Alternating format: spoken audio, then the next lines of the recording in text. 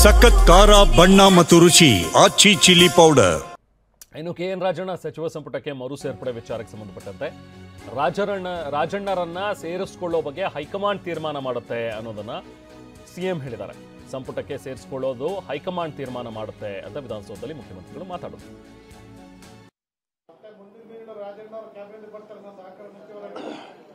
High command ತೀರ್ಮಾನ ಮಾಡ್ತಾರೆ.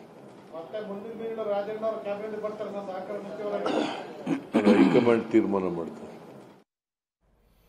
November ಕ್ರಾಂತಿ ಚರ್ಚೆ ಮಧ್ಯೆ ಸಿಎಂ ದೆಹಲಿ ಪ್ರವಾಸ ಮಾಡ್ತಾ ಇದ್ದಾರೆ. ಕುತೂಹಲಕ್ಕೆ ಎಡೆ ಮಾಡಿಕೊಟ್ಟಿದೆ ಸಿಎಂ ದೆಹಲಿ ಪ್ರವಾಸ. ಈ ಟೈಮ್ನಲ್ಲಿ ನವೆಂಬರ್ 15ನೇ ತಾರೀಕು ದೆಹಲಿಗೆ ಸಿಎಂ ಸಿದ್ದರಾಮಯ್ಯ ಹೋಗ್ತಾರೆ ಅನ್ನುವಂಥದ್ದು ಕನ್ಫರ್ಮ್ ಆಗಿದೆ. ಕಪಿಲ್ ಸಿಬಲ್ ಅವರ ಪುಸ್ತಕ ಬಿಡುಗಡೆ ಕಾರ್ಯಕ್ರಮ ಇದೆ. ಆಕ್ಚುಲಿ ಹೋಗ್ತಾ ಇರೋದು ಈ ಕಾರ್ಯಕ್ರಮಕ್ಕೆ ಅಂತೇಳಿ, ಬಟ್ ಅಲ್ಲಿ ಹೈಕಮಾಂಡ್ ನಾಯಕರನ್ನ ಭೇಟಿ ಮಾಡ್ತಾರೆ ಅನ್ನುವಂಥದ್ರ ಬಗ್ಗೆನೂ ಕೂಡ ಇರುವಂತಹ ಚರ್ಚೆ. ಸೊ ನವೆಂಬರ್ನಲ್ಲಿ ಕ್ರಾಂತಿ ಆಗತ್ತೆ ಅನ್ನುವಂಥದ್ರ ಬಗ್ಗೆ ನಡೀತಾ ಇರುವಂತಹ ಒಂದು ಮಾತುಕತೆ. ಹಾಗೆ ರಾಹುಲ್ ಗಾಂಧಿ ಕೂಡ ರಾಜ್ಯಕ್ಕೆ ಬರಬಹುದು ಅನ್ನುವಂಥದ್ರ ಬಗ್ಗೆ ಇರುವಂತಹ ಒಂದಷ್ಟು ಮಾತುಗಳು. ಇದೆಲ್ಲದರ ನಡುವೆ 15ನೇ ತಾರೀಕಿಗೆ ಸಿಎಂ ಕೂಡ ದೆಹಲಿಗೆ ಹೋಗ್ತಾ ಇದ್ದಾರೆ. ಆ್ಯಕ್ಚುಲಿ ಇರೋದು ಒಂದು ಕಾರ್ಯಕ್ರಮ, ಕಪಿಲ್ ಸಿಬಲ್ ಅವರ ಪುಸ್ತಕ ಬಿಡುಗಡೆ ಕಾರ್ಯಕ್ರಮ. ಬಟ್ ಅಲ್ಲಿ ಹೈಕಮಾಂಡ್ ನಾಯಕರನ್ನು ಕೂಡ ಭೇಟಿ ಮಾಡಿ ಚರ್ಚೆ ಮಾಡುವಂಥ ಸಾಧ್ಯತೆಗಳಿವೆ.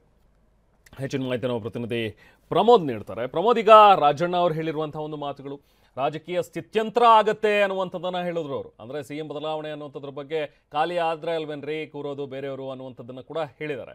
ಸೊ ಇದೆಲ್ಲದರ ನಡುವೆ ಈಗ ಸಿಎಂ ದೆಹಲಿಗೆ ಹೋಗ್ತಾ ಇರೋದು, ಹಾಗೆ ರಾಹುಲ್ ಗಾಂಧಿ ಕೂಡ ರಾಜ್ಯಕ್ಕೆ ಬರ್ತಾರೆ ಅನ್ನುವಂಥದ್ರ ಬಗ್ಗೆ ಇರುವಂಥ ಒಂದು ಚರ್ಚೆ. ಸೊ ಒಟ್ಟಿನಲ್ಲಿ ನವೆಂಬರ್ ಕ್ರಾಂತಿ ಬಗ್ಗೆ ನಡೀತಾ ಇರುವಂಥ ಒಂದು ಚರ್ಚೆಗೆ ಇವೆಲ್ಲವೂ ಕೂಡ ಪುಷ್ಟಿ ನೀಡ್ತಾ ಇದೆ. ಏನು ಉದ್ದೇಶ ಈಗ 15ರಲ್ಲಿ ಹೋಗಿ ವರಿಷ್ಠರನ್ನ ಭೇಟಿ ಮಾಡ್ತಾರ ಪ್ರಮೋದ್? ಏನು ನಡೀತಾ ಇದೆ ಒಟ್ಟಾರೆ ಈಗ ಕಾಂಗ್ರೆಸ್ನಲ್ಲಿ? ರೆಹಮಾನ್, ಕಾಂಗ್ರೆಸ್ ಮನೆಯಲ್ಲಿ ಈಗ ಮುಖ್ಯಮಂತ್ರಿ ವಿಚಾರ ಅಥವಾ ಅಧಿಕಾರ ಬದಲಾವಣೆ ವಿಚಾರ, ಸಂಪುಟ ಪುನರ್ರಚನೆ ವಿಚಾರ, ಇದೆಲ್ಲವೂ ಕೂಡ ಒಂದು ರೀತಿಯಲ್ಲಿ ಯಾರಿಗೂ ಕೂಡ ಕ್ಲಿಯರ್ ಆದಂಥ ಚಿತ್ರಣ ಇಲ್ಲ. ಎಲ್ಲರೂ ಕೂಡ ಅವ್ರದ್ದೇ ಆದಂಥ ಒಂದು ರೀತಿಯ ವರ್ಷನ್ಗಳನ್ನು ಹೇಳ್ತಾ ಇದ್ದಾರೆ. ಎಲ್ಲ ನಾಯಕರು ಕೂಡ ಕೆಲವೊಂದಿಷ್ಟು ಗೋಪ್ಯ ವಿಚಾರಗಳನ್ನು ಹಾಗೆ ಮೇಂಟೈನ್ ಮಾಡ್ತಿದ್ದಾರೆ. ಮತ್ತೆ ಕೆಲವೊಂದಿಷ್ಟು ಮಂದಿ ಒಂದು ನರೇಟಿವನ್ನ, ಅಂದರೆ ಈ ಥರ ಹೇಳಿಕೆಗಳ ಮೂಲಕ ಒಂದು ಮಾತು ನಡೀತಾ ಇರಲಿ, ನೋಡೋಣ ಮುಂದೆ ಅನ್ನುವಂಥ ಒಂದು ವಿಚಾರ ಇದೆ. ನಮ್ಮೂರ ಕಡೆಗೆ ಒಂದು ಮಾತಿದೆ ರೆಹಮಾನ್, ಒಂದು ಹಡಗು ಹೋಗ್ತಾ ಇತ್ತಂತೆ, ಹಡಗಲ್ಲಿ ಸಂಪೂರ್ಣವಾಗಿ ಮೆಣಸಿತ್ತಂತೆ. ಅದರಲ್ಲೊಬ್ಬ ದಂಡೇಲ್ ಮೇಲೆ ನಿಂತ್ಕೊಂಡಿರುವಂಥ ಅರ್ಧ ಮೆಣಸು ತೆಗೆದು ಹಡಗು ಹಾಕಿದಂತೆ. ಆಮೇಲೆ ಎಲ್ಲರನ್ನೂ ಕರೆದು ಈ ಹಡಗಲ್ ಅರ್ಧ ಮೆಣಸು ನಂದೇ ಅನ್ನಂತೆ. ಹೌದಾ, ನಿಂದೇನೋ ಅರ್ಧ ಮೆಣಸು ಅಂತ ಎಲ್ಲರೂ ಕೇಳಿದ್ರು. ಹಾಗಾಗಿದೆ ಕಾಂಗ್ರೆಸ್ ಮನೆ ಕತೆ. ಅಂದರೆ ಅವ್ರು ಹೇಳ್ತಾ ಇರೋ ವರ್ಷನೇ ಬೇರೆ, ಅವ್ರು ಹೇಳ್ತಾ ಇರೋದು ಅರ್ಧ ಸತ್ಯ ಇರ್ಬೋದು, ಆದರೆ ಅದ್ರಲ್ಲಿ ನರೇಟ್ ಮಾಡ್ತಾ ಇರುವಂಥದ್ದೇ ಬೇರೆ. ಹೀಗಾಗಿ ಈ ಎಲ್ಲ ಬೆಳವಣಿಗೆಗಳನ್ನ ಗಮನಿಸ್ತಾ ಇದ್ರೆ ನಿಜಕ್ಕೂ ಕೂಡ ಸಾಕಷ್ಟು ಕ್ಯೂರಿಯಸ್ ಆಗಿದೆ. ಆದರೆ ಅಲ್ಲಿ ಆಗ್ತಾ ಇರುವಂಥ ಡೆವಲಪ್ಮೆಂಟ್ಗಳೇನು ಅನ್ನೋ ಗಮನಿಸೋದಾದ್ರೆ, ಒಂದು ರಾಜಕೀಯವಾದಂಥ ಚಟುವಟಿಕೆ ಒಳಗೆ ಖಂಡಿತವಾಗ್ಲೂ ನಡೀತಾ ಇದೆ. ನವೆಂಬರ್ 15ನೇ ತಾರೀಕು ಒಂದು ಪುಸ್ತಕ ಲೋಕಾರ್ಪಣೆ ಕಾರ್ಯಕ್ರಮದ ವಿಚಾರದಲ್ಲಿ ಮುಖ್ಯಮಂತ್ರಿಗಳು ಹೇಳ್ತಾ ಇದ್ದಾರೆ 3 ದಿನಗಳ ಕಾಲ ದೆಹಲಿಯಲ್ಲೇ ಇರ್ತಾರೆ ಅನ್ನುವಂಥ ಮಾಹಿತಿ ಕೂಡ ಇದೆ. ಈ ಒಂದು ಸಂದರ್ಭದಲ್ಲಿ ರಾಜಕೀಯವಾಗಿ ಆಗಬೇಕಾದಂಥ ಎಲ್ಲ ವಿಚಾರಗಳ ಬಗ್ಗೆ ಖಂಡಿತವಾಗ್ಲೂ ಚರ್ಚೆ ಆಗ್ತಾರೆ. ಆದರೆ ಮುಖ್ಯಮಂತ್ರಿಗಳು ಕೇವಲ ಚರ್ಚೆ ಮಾಡೋದ್ರಿಂದ ಅಂತಿಮವಾಗತ್ತೆ ಅಂತ ಕೇಳಿದ್ರೆ ಖಂಡಿತವಾಗ್ಲೂ ಆ ಪ್ರಶ್ನೆಗೆ ಉತ್ತರ ಕೊಡೋದು ಕಷ್ಟವಾಗುತ್ತೆ. ಯಾಕಂದ್ರೆ ಡಿ.ಕೆ. ಶಿವಕುಮಾರ್ ಅವರನ್ನ ಅಥವಾ ಅವರ ಆಪ್ತರನ್ನ ಅವರನ್ನೇ ಬಿಟ್ಟು ಒಂದು ನಿರ್ಧಾರವನ್ನು ತೆಗೆದುಕೊಳ್ಳೋದು ಕಷ್ಟವಾಗೋದು. ಹೀಗಾಗಿ ಅವರನ್ನು ಕರೆದು ಮಾತನಾಡುವಂತಹ ಸಾಧ್ಯತೆ ಇರುತ್ತೆ.